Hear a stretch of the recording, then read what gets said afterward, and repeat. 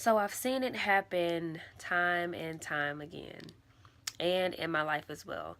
I once watched this video by Miles Monroe, Dr. Miles Monroe, and he talked about what kind of man we are supposed to allow to, I guess, pursue us or chase us. He was talking about the characteristics or the things that a man needs to do or be in before he is available or able to pursue a woman. And he gave an example about Adam and Eve. But before Jesus brought Eve to Adam, he made sure that Adam was in a certain position, a certain status, a certain mindset. Some of those was, first off, Adam was in the Garden of Eden, which represents the presence of God, one of the biggest keys. And this is what we young ladies do. I see it happen, I mean, a lot. A lot. We try to go into the outskirts of the earth and we grab a hold of some dude, and then we try to bring him into the house of God and save him. But there's a big issue when it comes to that. We understand that a man is the one to lead, and he needs to know Jesus, he needs to be saved and things like that.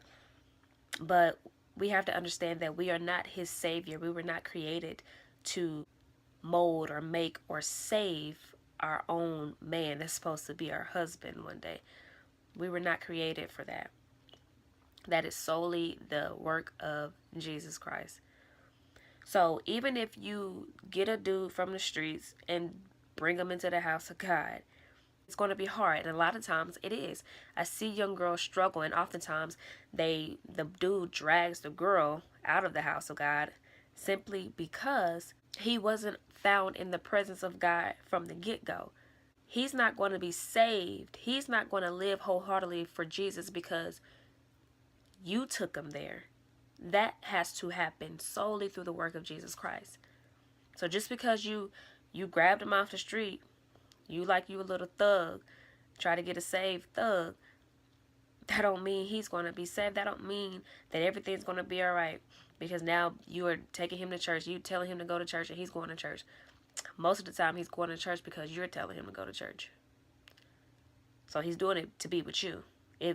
Men will do whatever they need to do just to please you so they can keep getting in your panties. Oh, as long as he's going to church and I'm good, then we good. But the issue is you didn't find him in the presence of God, so now you're trying to thrust him into the presence of God. It don't work like that.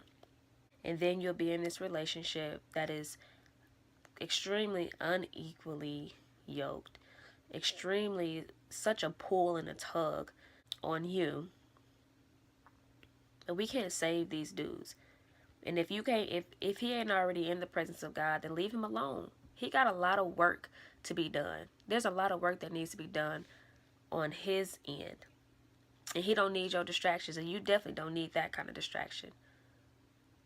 Let a young boy grow to be a man. And a part of being a man is learning the voice of God. If he don't know the voice of God, he can't lead you. He can't lead a woman nowhere but to himself, right? Focus on you. Focus, like this season of singleness is one of the best. So much time to really just do magnificent, great things. Focus on living out your purpose, the purpose that God put inside of you, and enjoy it. When we try to go out here and grab our own man and save our own man, it is a lack of trust. Thinking that God is too slow or he don't know what he doing. I can't settle for that. Because the man that's going to be in my life to lead me, he got to know the voice of God. And I don't want to be a part of his process at all, because then it'll be my process. And if anything is in my hands, it ain't going to be made right.